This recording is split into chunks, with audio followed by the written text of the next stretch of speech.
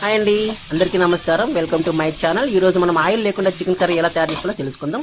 ముందుగా ఆవాలు, ఆనియన్స్ని కట్ చేసుకొని పెనంలో వేపుకోవాలి. ఇప్పుడు టమాటో ముక్కలు కొద్దిగా యాడ్ చేసుకోవాలి. ఎందుకంటే టమాటో ముక్కల్లో ఉన్నటువంటి వాటర్ కంటెంట్ వల్ల మనం ఆనియన్స్ మాడిపోకుండా ఉంటాయి. అల్లం వెల్లుల్లి పేస్టు, కరివేపాకు వేసుకొని అటు ఇటు తిప్పుతూ ఉండాలి. ఎందుకంటే ఆయిల్ లేదు కాబట్టి మాడిపోతుంది, కొద్దిగా తిప్పుతూ ఉండాలి. తర్వాత ఇప్పుడే అసలైన హీరో మన చికెన్ని బాగా నీట్గా కడుక్కొని దాన్ని మనము వేసుకోవాలి.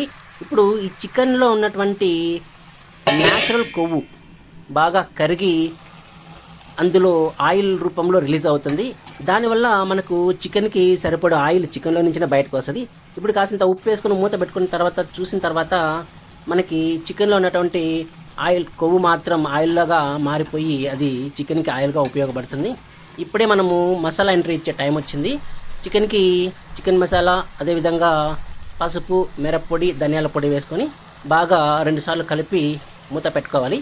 ఎందుకంటే చికెన్ ఎక్కువగా కదపకూడదు. ఎక్కువ కదిపితే చికెన్ ముక్కలు చిన్న చిన్న పీసులు అయిపోతాయి, ముక్కలుగా విరిగిపోతాయి.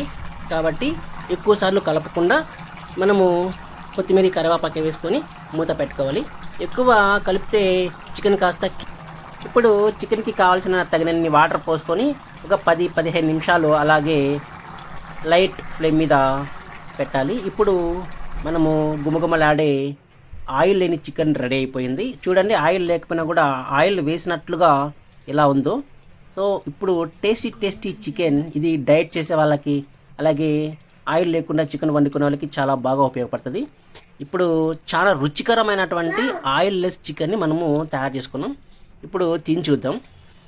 ఇలా ఆయిల్ లేకుండా వండితే ఏమవుతుందంటే మసాలా బాగా ముక్కలకి పట్టి రుచికరంగా మారుతుంది. Please subscribe.